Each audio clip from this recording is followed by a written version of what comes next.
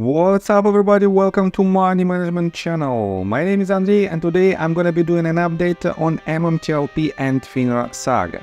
I got the cash in the bag, stadium packed, born a rock star in this life, gonna live it up. And for today's video guys, I will show you the latest updates in regards to our case. I will show you the soft deadline that we have to keep in mind.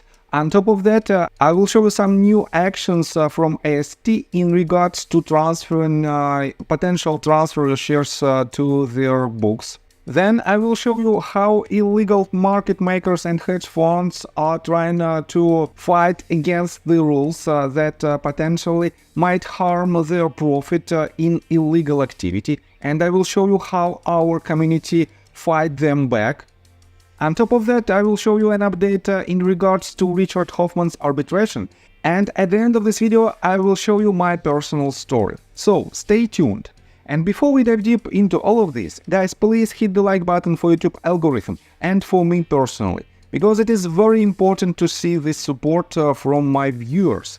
And by the way, about support, you know, just a couple of weeks ago, I asked an owner of Reddit thread related to MMTLP to post the links to my videos, and I had this permission. And then I started to post all these links on a daily basis, because as you know, I do it on a daily basis, and some people definitely don't like this activity because it might be annoying. I completely understand.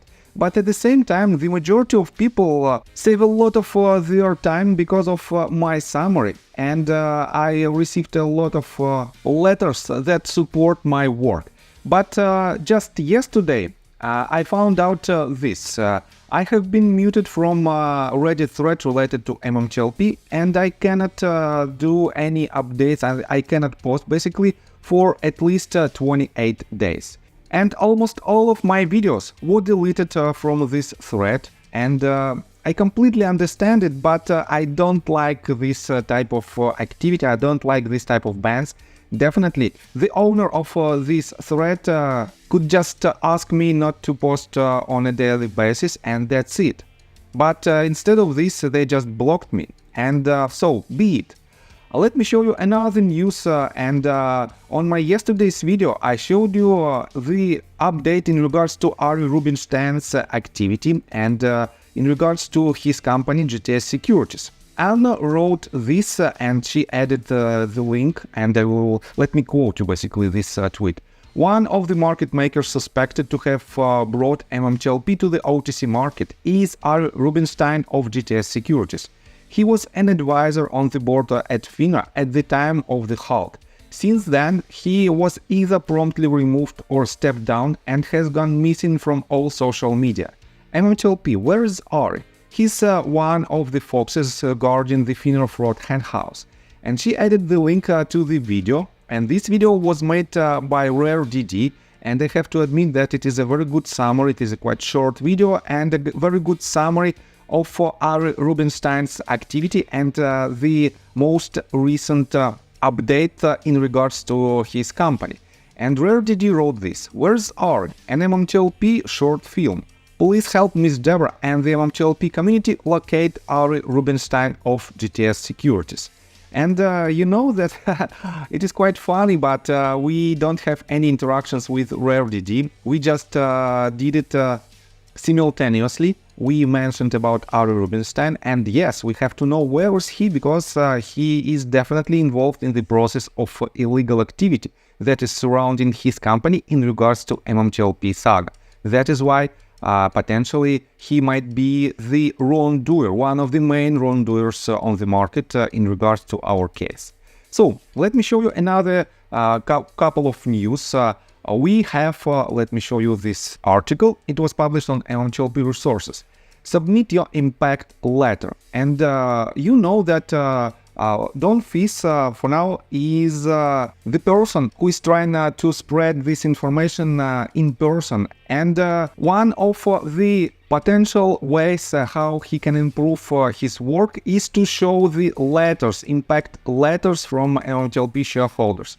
And that is why, guys, you can write these letters. You can basically use this link in order to write this letter And the mild deadline is this Friday, 10 p.m. Eastern Time. And this will ensure letters get to dawn in DC on Monday. But at the same time, guys, we shouldn't stop, and that is why you can post your letters, you can write your stories basically whenever you want, and these stories will be used in our favor to protect the MMTLP community in general and to protect you as an MMTLP holder. And to be honest, I think our case will help on a grand scheme of things to protect all retail investors on the market. So let's go further. AST published a procedure how you can transfer your shares to their custody via paper certificates. And I have to say that for some MMTLP shareholders, this might be the only way how you can transfer it. And if you need additional information, feel free to click on the link and to use junk service tweet and to use these instructions from AST. And I think it is up to you, definitely it is up to you to decide whether or not you want to transfer your shares. And I think it might be useful for those of you who decided to do so, but who doesn't have an option to transfer it electronically. So let me show you that we have another country who just started to fight against illegal activity, and it is Pakistan. And Stephanie wrote this 17 hours ago in response to Kristen Shaughnessy's tweet. And Kristen Shaughnessy wrote, add Pakistan's financial regulators to the growing list of countries fighting counterfeit crooks. They have filed criminal charges in alleged stock market manipulation case. And Pakistan is another country, and guys, other countries are following. China, South Korea, European Union, but I think it is more like United Kingdom. Then Thailand and India. You can see that Stephanie added India to this list. And I think for now there is more than 3 billion people in total who live in these several countries. And it is almost half of entire Earth population to the moment. And I think it is quite amazing milestone when we have so many people who potentially might be affected by these rules. And I think these countries are on the right path. And we have to see United States of America in this list as well.